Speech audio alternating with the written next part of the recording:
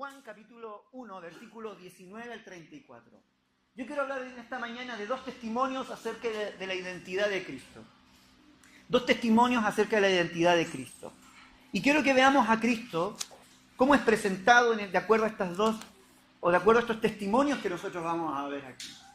¿Cómo es visto? Capítulo 1 de Juan, versículo 19 al 34. 19 al 34. Estuvimos orando por Venezuela en la mañana. Creemos que Dios está en el asunto, tiene el control de todas las cosas. Amén. ¿Lo tienen? Juan 1, del 19 al 34. Este es el testimonio ¿de quién? De Juan el Bautista. Cuando los judíos enviaron de Jerusalén sacerdotes y levitas para que le preguntasen, ¿tú quién eres? Es bonita esa pregunta. ¿Tú quién eres? A veces la gente nos queda mirando y dice, ¿tú de qué vas?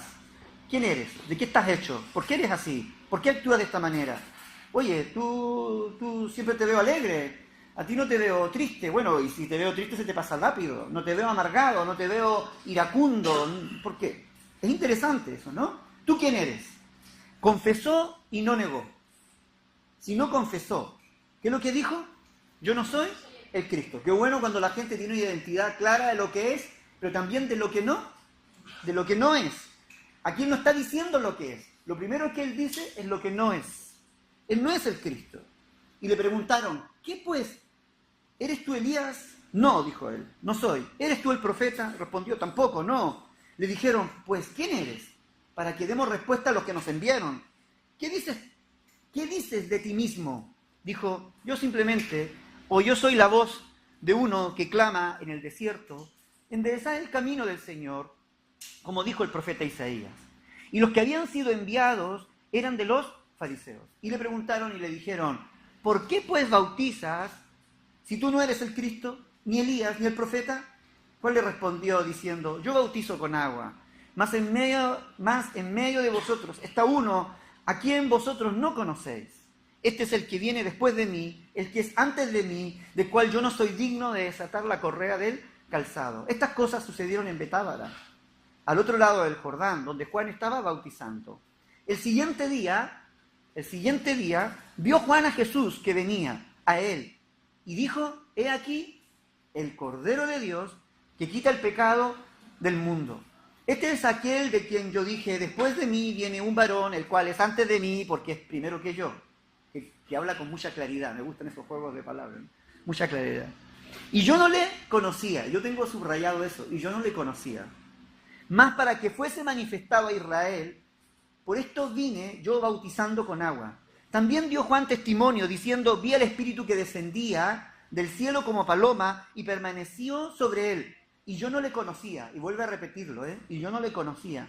Pero el que me envió a bautizar con agua, aquel me dijo, sobre quien veas descender el Espíritu y que permanece sobre él, ese es el que bautiza con el Espíritu Santo. Y yo le vi y he dado testimonio de que este es el Hijo de Dios. El primer testimonio que nosotros tenemos aquí es el de Juan el Bautista. Juan sabía lo que él era, pero también sabía lo que él no era. Eso lo tenía claro. Y hoy por hoy, especialmente, eso es una de las cosas que a veces uno de los mayores problemas que a veces tenemos es que la gente no reconoce, ni siquiera tiene claro lo que él es, lo que son y lo que no son. Entonces, cuando uno no sabe lo que es, lo que uno es y lo que no es, muchas veces termina comportándose y creyendo lo que realmente no es. Me voy a preguntar. Y muchas veces creen que por ponerse títulos ya automáticamente se transforman en lo que supuestamente anhelan ser, pero no son. ¿Me voy explicando? Y a veces le damos mucho énfasis a aquellas cosas, pero Juan me encanta. A pesar de que las multitudes le seguían, a pesar de que la gente venía tras él, a pesar de que tenía un gran auditorio que le escuchaba, se arrepentía, se bautizaban en el arrepentimiento, tenía una congregación allí en el desierto, él siempre tuvo su cabeza muy bien situada, muy bien ordenada, y él sabía perfectamente lo que era y lo que no era. ¿Me voy explicando? Hay mucha gente que cuando ve las multitudes se le van los humos a la cabeza, que cuando ve los resultados se le van los humos a la cabeza, y terminan creyéndose lo que no es. Hago esta introducción a modo de paréntesis también, ¿no? A modo de introducción. Y terminan creyéndose lo que no es, porque piensan que eso va a definir. No, Juan lo tenía claro. Y cuando él le pregunta, el primero dice, yo no soy el Cristo. Dejémoslo claro, que yo no soy el Cristo, yo no soy el ungido, no soy el enviado. Aunque a ustedes les dé la apariencia de que yo pueda hacerlo, aunque tal vez tengan ustedes y vean en mí ciertas cualidades que tal vez podrían decir que lo soy, yo no lo soy, no os engañéis. No os dejéis deslumbrar por lo que estáis viendo, yo no soy el Cristo. Hay otro que viene después de mí, ese sí es el Cristo. Ese que viene después de mí, que es primero que yo, ese es el Cristo. Entonces, ¿por qué bautizas? Le dicen. Bueno, no pasa nada, yo bautizo, pero el que bautiza después de mí, ese bautizará con Espíritu Santo y fuego. Es decir, el que viene después de mí va a hacer cosas mayores que las que vosotros estáis viendo. Si por estas cosas pequeñas os asombráis, si por estas cosas pequeñas y manifestaciones pequeñas que estáis viendo y la respuesta de la gente que estáis viendo os asombráis, no habéis visto nada, porque el que viene después de mí, ese va a hacer cosas mayores que las que yo estoy haciendo. Entonces él sabía su sitio, él sabía que simplemente, ¿qué es lo que era él? Una voz, dice. Una voz de la que yo pensaba en eso en la mañana y anoche y me acordaba de esas voces en off que a veces hay en la televisión, ¿no? Que no se ve el rostro, sino que simplemente se ve la voz. Una voz de fondo que anuncia, la voz de la publicidad, la voz. No se ve el rostro, sino que le da. Lo importante no es el que está tras la voz. Lo importante es el que anuncia, lo que está anunciando aquella voz. ¿Sí? Es lo que está anunciando aquella voz. Y Juan sabía que su trabajo era tras bambalinas, que su trabajo era en off, que su trabajo no era visible, no importaba, él podía pasar desapercibido, no le interesaba, su ego estaba allí muy bien controlado, pero sí le interesaba que aquello que él estaba anunciando, ese camino que él estaba preparando, ese camino que él decía, enderezar el camino, ¿no? Decía del Señor, ¿no? Ese camino que él estaba preparando para el Mesías, ese Mesías fuese reconocido. Él simplemente era una voz. Y me encanta eso. Y me gusta cuando la gente nos ve a nosotros como una voz, no como la respuesta a las situaciones. Y ese es el gran error que a veces comete la gente, porque confunde a la voz con el profeta, confunde a la voz con el verdadero que se está anunciando. No, la respuesta, nosotros somos voces. Los pastores somos voces. Los ministros somos simplemente voces que anunciamos el mensaje, que anunciamos la salvación, que anunciamos el evangelio. Nosotros estamos y no estamos, a veces aparecemos y desaparecemos, pero Cristo, al quien anunciamos, ese permanece para siempre. Ese está siempre presente. No os engañéis por las voces, no os dejéis escandilar por las voces que vienen y os predican, no. Escuchad el mensaje de esa voz y poner atención en ese mensaje que está siendo anunciado. Y eso es lo que Juan está diciendo. No, yo no lo soy. Al que yo anuncio, ese es el verdadero. Cristo es el verdadero. Y lo que estamos haciendo durante estos días es eso, es anunciar a ¿quién?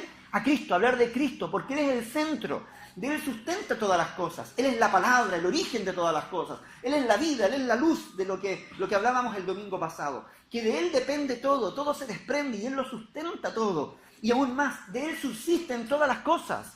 Él no solamente las crea, sino que las mantiene en el tiempo. Es decir, nuestra voz simplemente lo anuncia a Él. El protagonista es Cristo. El que hace la obra es Cristo. El que hace los milagros es Cristo. El que tiene la respuesta es Cristo. El que tiene la solución para tu problemática es Cristo. Si estás en medio de confusión, Cristo es la respuesta. No importa cómo te sientas, Cristo allí tendrá una palabra de solución para ti. Eso es lo que nuestra voz está anunciando y lo que queremos anunciar. No nos miréis a nosotros. No miréis a Johnny, no miréis a Sara, no miréis a ninguno de nosotros. No. Escuchad lo que nuestra voz os está diciendo. Cristo es el centro. ¿Y esta voz qué decía? Después que rompe todo esto, al día siguiente, Jesús se aparece. Y aquí se ven los dos protagonistas de la época, ¿no? Las dos estrellas. Y Juan inmediatamente dirige la mirada a Jesús. Jesús estaba irrumpiendo en el escenario ministerial, por decirlo de alguna forma. Y Juan simplemente lo mira y dice, he aquí, dice, ¿no? Lo mira allí, en el versículo 29. He aquí, dice él, ¿no? El Cordero de Dios que quita el pecado del mundo.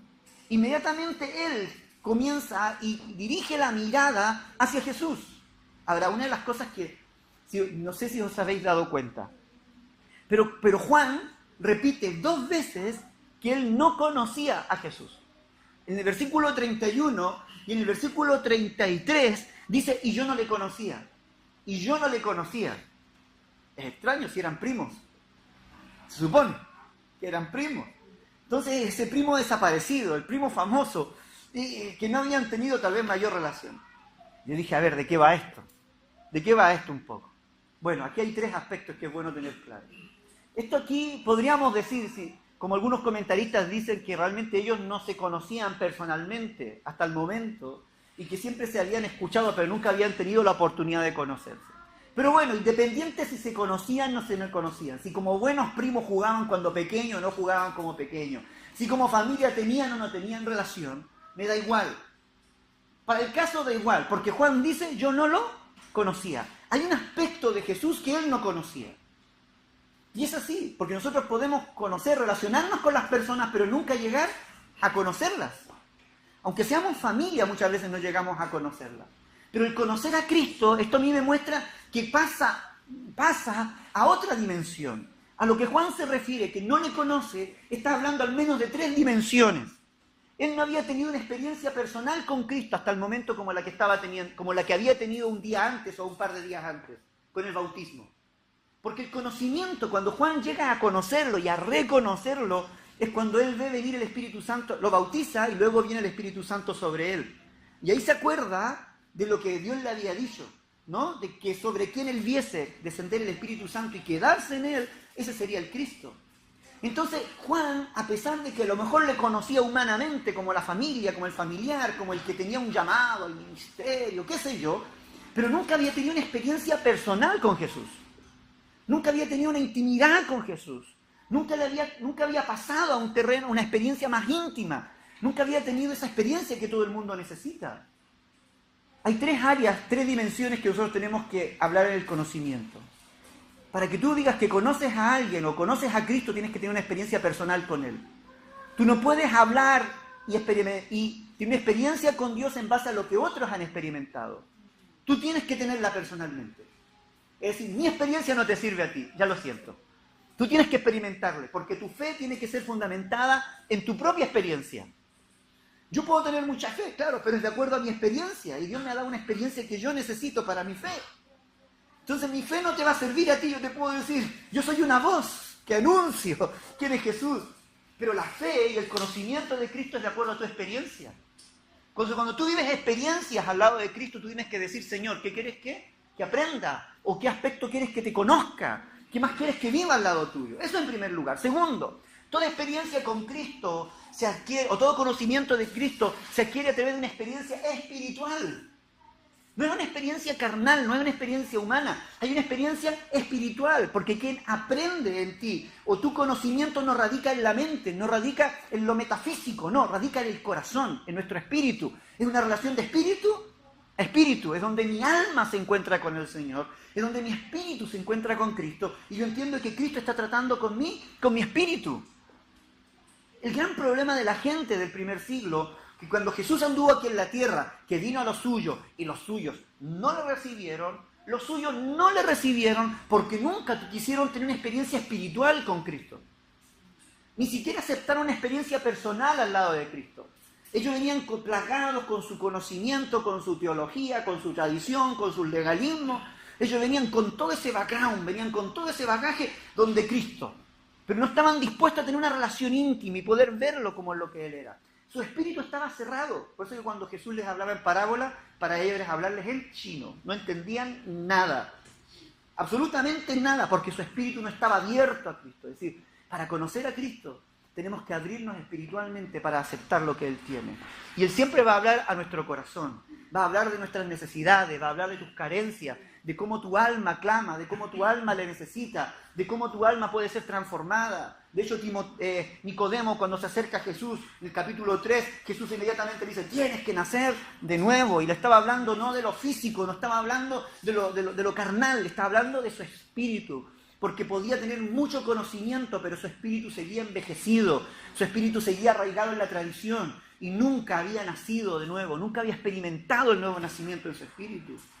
Entonces Juan no había ni siquiera experimentado eso al lado del primo, vamos a decirlo así. No tenía una experiencia personal ni mucho menos había tenido una experiencia espiritual. Y tercero, para conocer a Cristo necesitamos una experiencia revelacional. Es decir, tiene que haber una revelación también de Dios, donde el Espíritu Santo abre los ojos de nuestro entendimiento y nos permite conocerlo. Y Dios nos lleva al conocimiento de Él. Porque ¿qué es lo que dice Juan? ¿Cuál es el testimonio que Él da? Él dice, yo le conocí, pero el que me envió a bautizar con agua, es decir, Dios lo había enviado a bautizar, aquel me dijo. Es decir, todo lo que él vio referente a Cristo, se lo había mostrado ¿quién? Dios primero. Y luego él juntó, Dios me dijo esto, es esto. ¡Bum! Hubo una revelación de Dios y vio el cumplimiento de Dios en su vida. ¿Sabe? Lo más hermoso de la revelación de Dios es que Dios nos va quitando velos y nos va diciendo, aquí estoy yo, esto es mío, esto es mío, esto es lo que tú necesitas.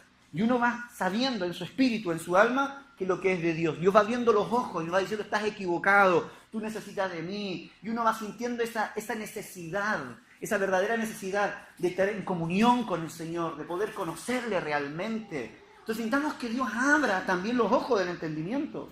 Entonces Juan, claro que no le conocía. Conocía el nombre, a lo mejor sabía el nombre de la mamá, el nombre del papá, conocía a María, conocía a José, conocía a los otros hermanos menores de Jesús, a lo mejor a nivel familiar. Pero el conocimiento de Jesús como el Cristo no se adquiría a través de esa vía. Necesitaba una experiencia personal, espiritual y revelacional también en su vida. Lo mismo que tú y yo necesitamos. Entonces Juan viene y da testimonio. Por eso que cuando él llega y tiene esa revelación, él dice, este es el Cordero de Dios, que quita el pecado del mundo. Que quita el pecado del mundo. Juan capítulo 1, versículo 29 fue el que acabo de leer, ¿no? He aquí el Cordero de Dios que quita el pecado del mundo. Acompáñeme a Hebreos 10, del 11 al 14, que lo hemos leído durante el culto. Son textos que ya hemos ido leyendo durante el culto. Pero es muy bonito esta parte. Jesús vino a quitar el pecado del mundo. La ley decía que todos los días se tenía que sacrificar un cordero de un año. Uno por la mañana y uno por la tarde. Uno por la mañana y uno por la tarde. De esa manera, la ira de Dios se iba aplacando y el pueblo iba siendo perdonado de sus pecados. Pero es necesario todos los días hacerlo. Todos los días hacerlo. Pero ¿qué es lo que dice Hebreos 10, del 11 al 14? Y ciertamente, dice, todo sacerdote está día tras día administrando y ofreciendo muchas veces los mismos sacrificios que nunca, ¿qué cosa? Pueden quitar los pecados. Es decir, el pecado seguía allí. Mataban un animalito y en la tarde había que matar otro porque el pecado estaba allí. Mataban el animal de la tarde, pero por la mañana había que volver a matar a otro porque el pecado seguía allí. Y así, día tras día, el pecado seguía, y era la sombra que le seguía al hombre, ¿no?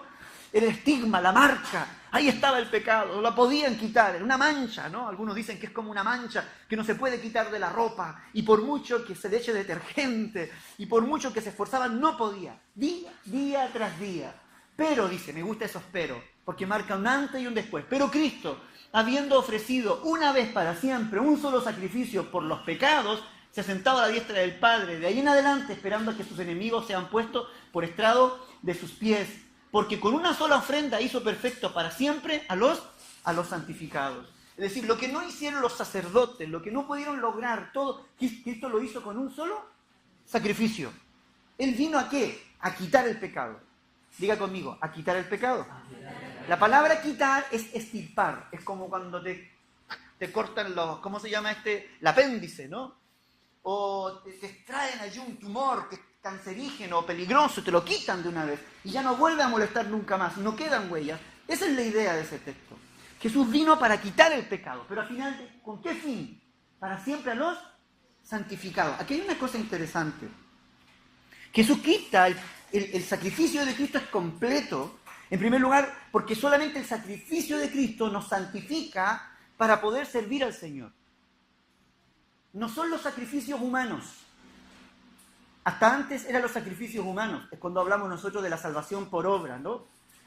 Y la pregunta es, ¿puedes hacer algo tú con lo cual te puedan compensar con la salvación? ¿Qué cosas tienes que hacer tú para que Dios te bendiga?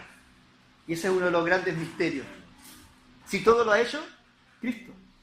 Nosotros no podíamos hacerlo, pero Cristo lo hizo por nosotros. Porque por muchos sacrificios que nosotros ofrezcamos a Dios, Dios dice, no, ninguno de esos logra equilibrar la balanza a tu favor. sigue apareciendo el pecado allí, sigues siendo encontrado culpable, sigues viéndote sucio, sigues siendo... No puede. Entonces Cristo viene y ofrece el sacrificio. ¿Para qué? Para santificarnos. La palabra santificar significa consagrar, apartar del mundo, pero apartarlo con un propósito. No solamente somos apartados para vivir apartados, no. Dios nos apartó, pero también nos dio una dirección. Hay muchos que se quedan simplemente con el apartado del mundo. Ay, no, ni me hable, por favor, esas palabras que no. Y viven en una burbuja, ¿no?, de santurronería. Viven allí porque no quieren contaminarse. No, si Cristo te santifica, es también luego te consagra para, ¿cierto?, para servirle y honrarle. Pero Él no te puede santificar si primero no te limpia. Me voy explicando. Entonces, por eso es que era importante que el Cordero de Dios quitara el pecado del mundo. Porque la finalidad de Dios era santificarnos, pero para santificarnos teníamos que estar limpios. Para poder consagrarnos teníamos que estar limpios. Y no bastaba con una limpieza así, como cuando va a venir la suegra y uno limpia rapidito y ordena las cosas. No. Necesitaba una limpieza profunda en nuestra vida. Y tenía que limpiar nuestra conciencia, tenía que limpiar nuestro corazón, tenía que limpiar las intenciones de nuestro corazón. Algunos se sintieron identificados, se miraron, cosas, tranquilos, ¿no? Tenía que limpiar profundo y tenía que asegurarse de que eso no volviera a brotar. Porque es como la maleza, que tú la quitas y vuelve a brotar. Entonces, por eso es que aparece la palabra quitar. Si queríamos vivir verdaderamente limpios, si Dios quería tener un pueblo de escogidos, si Dios quería realmente que la gente fuera libre del pecado, la única forma era quitar, extirpar el pecado del mundo. Y tenía que quitar ese pecado, ¿para qué? Para que la gente pudiese vivir y tener el poder para vivir en santidad, en relación con Él. Entonces Juan, cuando ve a Jesús, dice, vale, aquí está la cosa. Yo por mucho que los bautice, esta gente vuelve a pecar. Y a la semana siguiente los vuelvo a tener aquí otra vez, los mismos publicanos, todos vienen aquí otra vez. Y ya tenía el brazo adolorido seguramente tanto bautizar gente, ¿no? Los mismos otra vez, una y otra vez. Pero cuando ve a Jesús, estoy haciendo una broma, ¿vale? Eso no está allí. Pero me imagino, ¿no?, que eso nos pasa muchas veces a las personas. Por mucho que aconsejo, por mucho que le doy consejo y le digo, no hagas esto, la gente vuelve y vuelve, claro, porque el pecado está allí, ¿no? El instinto está allí. El deseo está allí y vuelves otra vez y vuelve a caer y te vuelve a empujar. Pero Jesús dijo, no, conmigo no va a haber problema. Yo vengo a quitar. Voy a quitar el poder del pecado. Voy a quitar el pecado del corazón. Vamos a extirparlo de allí para que el pecado ya no tenga poder, no se enseñoree de las personas y no las esclavice. ¡Wow! Es decir, hasta el momento todo el mundo era un esclavo del pecado. El esclavo no hace lo que quiere. El esclavo hace lo que se le ordena, para lo cual está condicionado. Pero Jesús dijo, no, la gente no va a vivir más esclavo, le vamos a quitar el pecado para que sean libres del pecado. Y eso es lo que nos cuenta Romanos capítulo 6. Versículo 1 al 14, que leyó Eduardo hace un momento atrás, que lo leyó muy bien, pero lo vuelvo a leer simplemente para mirar algunos versículos. Romanos 6, del 1 al 14.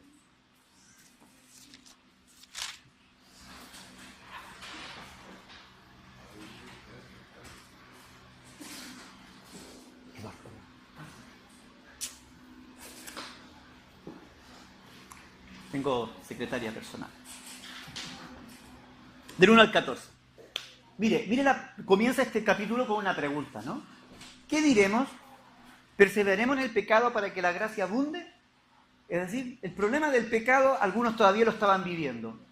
A pesar de que habían aceptado a Cristo, decían, pero bueno, yo el problema todavía como que lo tengo allí, tengo esta lucha, ¿no? En ninguna manera, le dice Pablo.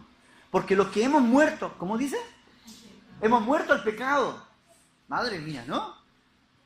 Hemos muerto al pecado, porque los que hemos muerto al pecado, ¿cómo viviremos aún en él? En una contradicción. En una contradicción, vivir en el pecado cuando supone que habían muerto al pecado. ¿O no sabéis que todos los que hemos sido bautizados en Cristo, Jesús, hemos sido bautizados en su muerte?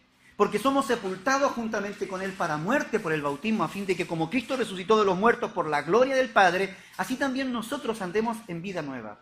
O en novedad de vida, dicen algunas versiones. o en vida abundante, me gusta decirlo a mí.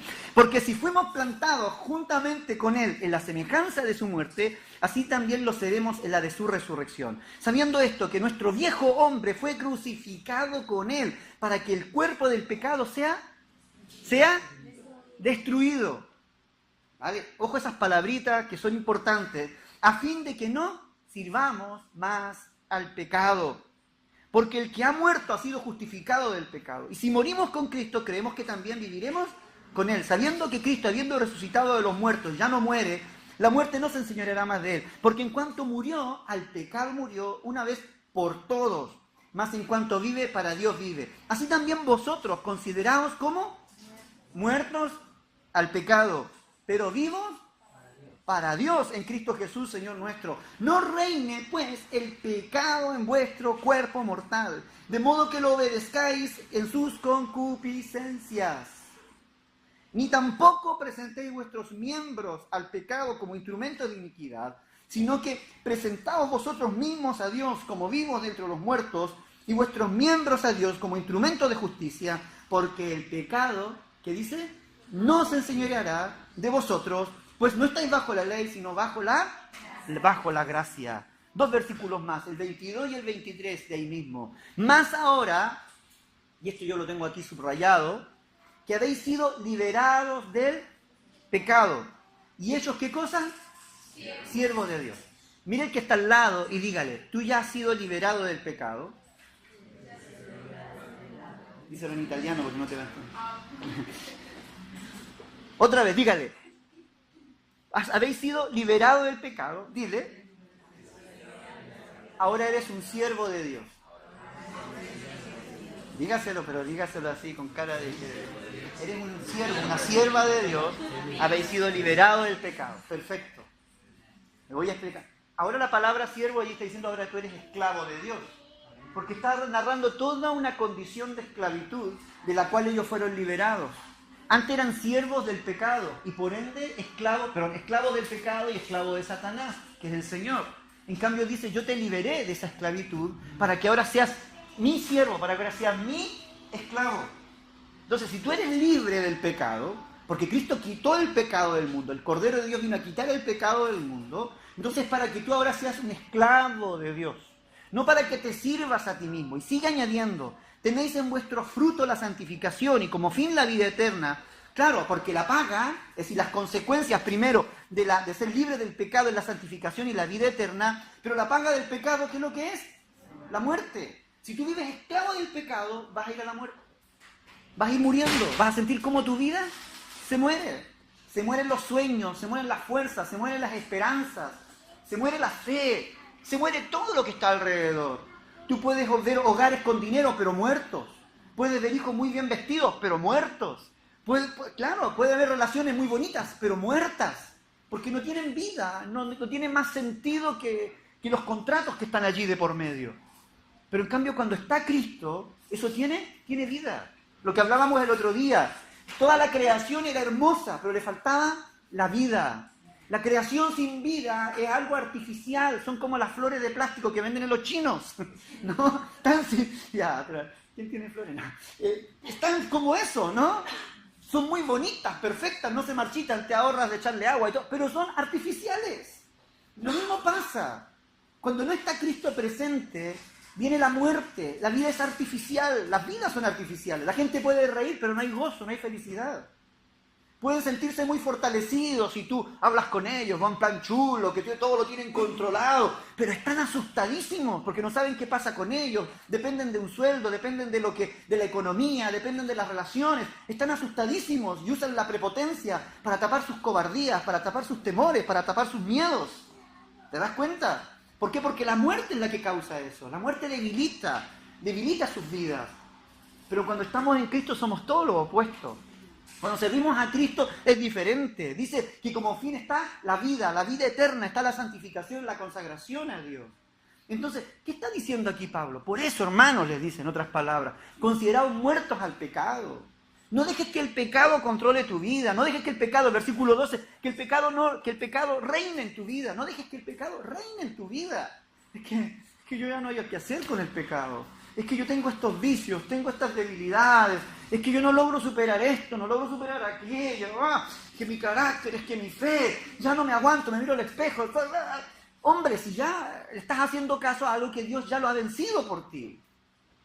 Estás poniendo atención y estás poniendo tu voluntad a disposición de lo cual Cristo ya lo ha vencido, ya lo ha quitado. No tiene poder. Entérate. Pégale un codazo al que está al lado y dígale, si no te has enterado, el pecado no tiene control de ti. Porque a lo mejor no lo sabías. Y toda la vida vivimos como pobrecitos mortales, ¿no? Ay, es que el pecado me controla, es que mi carne es débil, es que yo soy tan débil, tengo tan poca fe, me cuesta tanto esto y aquello. Eso es una mentalidad de esclavo, esa es la mentalidad de que cuando Cristo, por el contrario, lo ha quitado, lo ha extirpado, una vez y para siempre. ¿Para qué? Para que tú ya no vivas como un condenado, no vivas como un esclavo, para que el pecado no reine, no te gobierne. Por el contrario, tú tienes que sobreponerte al pecado, puedes luchar al pecado, puedes vencer el pecado en tu vida.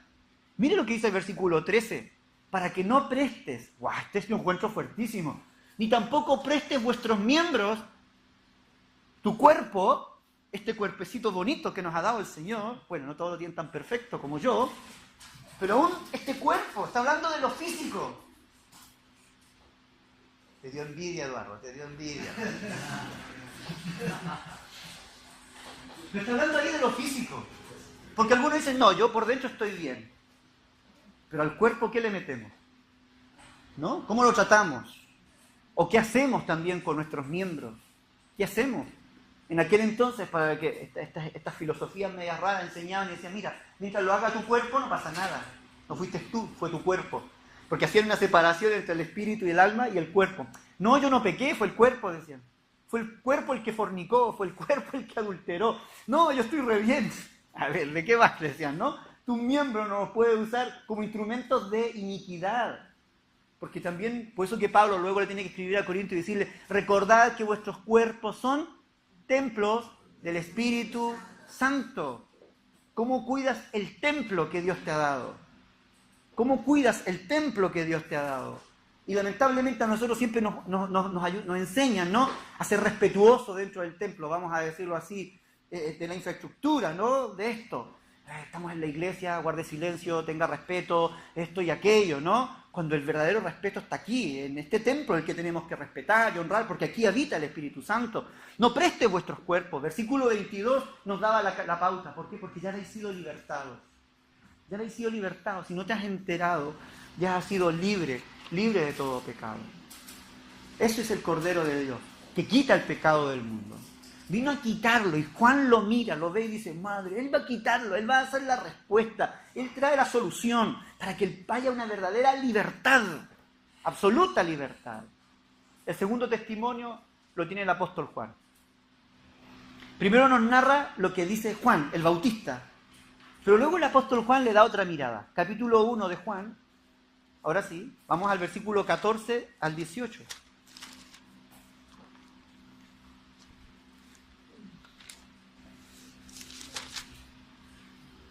Dice, mire la mirada de Juan ahora, ¿no? Él también da testimonio. Y aquel verbo fue hecho carne y habitó entre nosotros. Tienen que pensar lo que decíamos el otro día, que Juan está teniendo una mirada teológica, está diciendo, es Dios habitando en medio nuestro. Cuando dice y habitó entre nosotros, la figura es como la figura del tabernáculo que era levantado en medio del pueblo.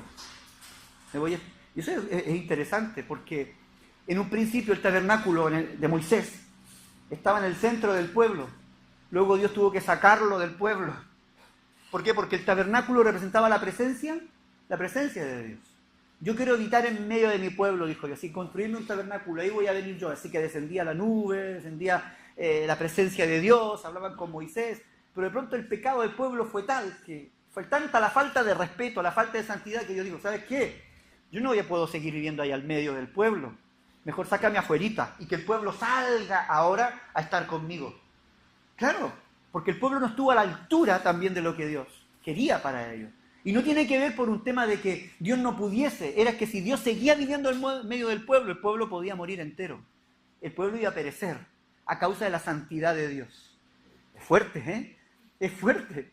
Tú quieres mi presencia en medio de tu vida, vive en santidad.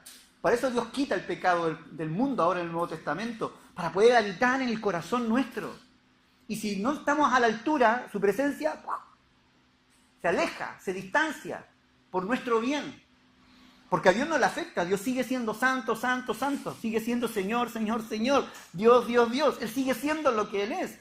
Pero nosotros no podemos acercarnos a Él porque nos dañaría. Pero bueno, vuelvo a esto. Él dice, Juan ve a Jesús como el verbo de Dios habitando, trayendo su morada, trayendo las maletas y viniéndose a vivir en medio. Y dice que habitó, que vivió allí. ¿Y qué es lo que vio Él? Él vio la gloria como del unigénito del Padre. Pero ¿cuál era la característica de esta gloria? Llena de gracia y de verdad. Gracia y de verdad. Juan dio el testimonio de Él y clamó diciendo, este es de quien yo decía, el que viene después antes de mí, porque era primero que yo. Porque de su plenitud tomamos todo, dice Juan, el apóstol otra vez. ¿Qué tomamos de Él? Gracia sobre gracia. ¿De dónde viene esa gracia sobre gracia? De su plenitud. Es decir, completo, entero, lleno, a rebosar. ¿Qué es lo que rebosa de Él? Es gracia sobre gracia. De esa plenitud, de eso completo, nosotros obtenemos su gracia, ¿no? Y luego añade en el versículo 17, pues la ley por medio de Moisés fue dada, pero la gracia y la verdad, otra vez, vinieron por medio de Jesucristo. El testimonio de Juan está centrado en ¿qué? En estos 3 versículos que hemos leído. En la gracia y la verdad. En la gracia sobre gracia. Efesios capítulo 2, versículo 8 al 10, que ustedes ya lo conocen.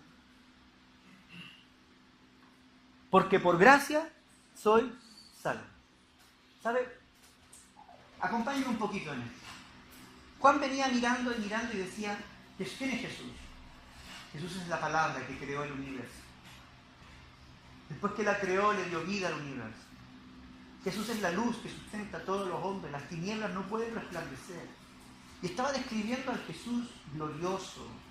El Jesús, recuerde que él también había tenido la visión del libro Apocalipsis, y luego la llega a tener, ¿no? Ese Jesús glorioso. No está hablando del Jesús humano, el terrenal, está viendo un Jesús poderoso, el Jesús creador, el Jesús que sustenta todas las cosas y que todo puede sustentar. Él está viéndolo. Luego dice, Él vino a habitar en medio nuestro. Y ahí es donde los pelos se le empiezan a parar. Dice, ¿tú en medio de nosotros? No fue cualquiera el que vino a habitar. Algunos a los suyos vino, más encima no le recibieron. Y luego dice aquí, ¿qué es lo que Él define cuando uno sigue leyendo a Juan? Dice, es que lo único que a mí me demuestra que nosotros hayamos sobrevivido a esa visitación del Todopoderoso es su gracia. No sé si lo logran pillar, si me logran seguir la idea. Es de acuerdo a lo que Él había descrito a Jesús. Como lo había mostrado, Él queda mirando y dice, es que lo que vimos fue su gracia. Es que nosotros, lo digo de otra manera, nosotros teníamos que haber perecido. Nosotros no lo merecíamos. Él era Dios mismo habitando, era el creador en medio nuestro. Era Dios tocando al ciego, tocando al leproso. Era Dios mismo hablándonos la palabra que Él mismo había escrito. Era Dios mismo habitando en medio nuestro. ¿Y cómo sobrevivimos? ¿Cómo no nos caímos? ¿Cómo no morimos? ¿Cómo no desaparecimos? ¿Cómo la ira de Dios no cayó sobre nosotros? A pesar de que nosotros lo merecíamos, nosotros siendo tan pecadores. ¿Por qué no ocurrió nada de eso? Simplemente porque de su plenitud, ¿qué cogimos? Gracias. Gracias. Gracias. Si tú estás hoy aquí, es por gracia, no es porque te lo mereces. Esa es una palabra que a nosotros siempre se nos olvida. No digo dar las gracias, sino que el reconocer que si estamos donde estamos, tenemos lo que tenemos, somos lo que somos, alcanzamos lo que alcanzamos, es por gracia. Tú me podrás decir, pero pastor, a mí no me ha ido muy bien, a mí me ha ido mal, yo creo que estoy bajo. Mira, te podría haber ido peor. Esa es la gracia. ¿Sí? Es que mira, yo estoy pasando por esto, te podría estar pasando algo peor. Es la gracia de Dios que te impide que no estés más mal de lo que ya estás. ¿Te das cuenta? Porque algunos miran hacia Dios y dicen, Dios, qué gracia, qué amor. Es que gracias a su amor no estás peor. Gracias a su amor simplemente ha pasado lo que te ha pasado. No ha pasado a mayores, no ha pasado a más. Eso es gracia. La gracia es que tú no recibes lo que tú te mereces. La gracia es que tú no recibes lo que tú mereces de acuerdo a tu condición. Tú no recibes lo que tú mereces de acuerdo a tus hechos, a tus actos. La gracia es un favor no merecido. Es decir, tú no te mereces lo que estás recibiendo porque tus actos, tus hechos, tu condición se merece otra cosa. Se merece perdición, se merece castigo, se merece vivir apartado, se merece vivir alejado de Dios. Pero gracias a su gracia, a su abundante gracia y a su verdad, tú y yo hoy estamos aquí. Él nos permite estar aquí. Gracias a su gracia, el Cordero de Dios quitó el pecado del mundo, para que nosotros podamos disfrutar de su perdón. Gracias a eso. Simplemente gracias a eso. Efesios 2, 1 al 7, y con esto termino. Mire lo que dice. Y Él os dio vida a vosotros cuando estabais muertos en delitos y pecados. ¿Alguien pidió que Cristo lo hiciese? ¿Alguien elevó una solicitud al cielo y dijo: Padre nuestro que estás en el cielo, yo estoy tan mal, que envía a tu Hijo para que muera por mí, porque estoy muerto en delito y pecado? ¿Alguien lo hizo? No, pero Jesús lo hizo. Eso es gracia, porque tú y yo no lo pedimos. Él lo regaló para nosotros, ¿no? Y Él nos dio vida cuando estábamos muertos en delitos y pecados, en los cuales anduvisteis en otro tiempo, siguiendo la corriente de este mundo, conforme al príncipe de la potestad del aire, el espíritu que ahora opera, ¿dónde?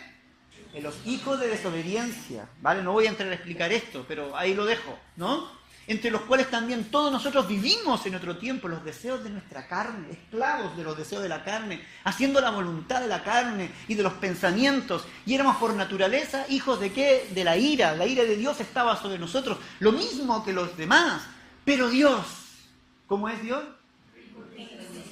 Rico en misericordia. Me gusta esa frase, rico en misericordia.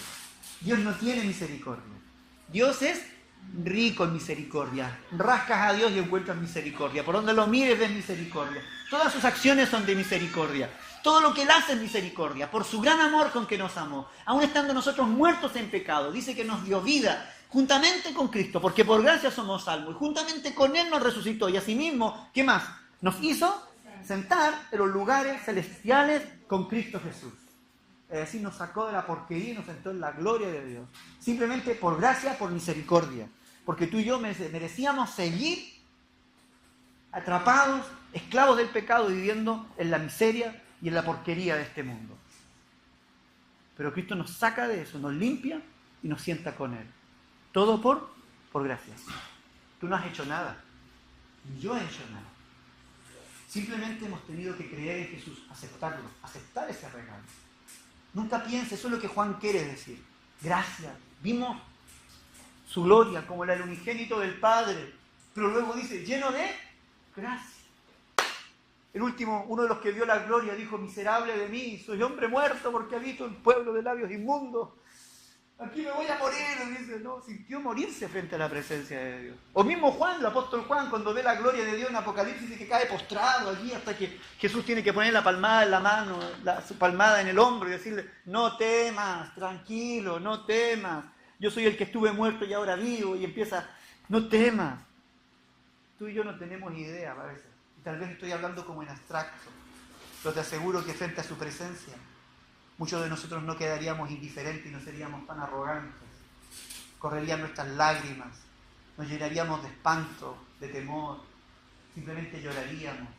Y lejos de levantarnos con arrogancia, creyendo que somos merecedores de todo, tendríamos que reconocer que no merecemos nada, absolutamente nada. Y que si estamos allí y no nos pasa nada, solo por su gracia. Solo por su gracia. Oremos al Señor.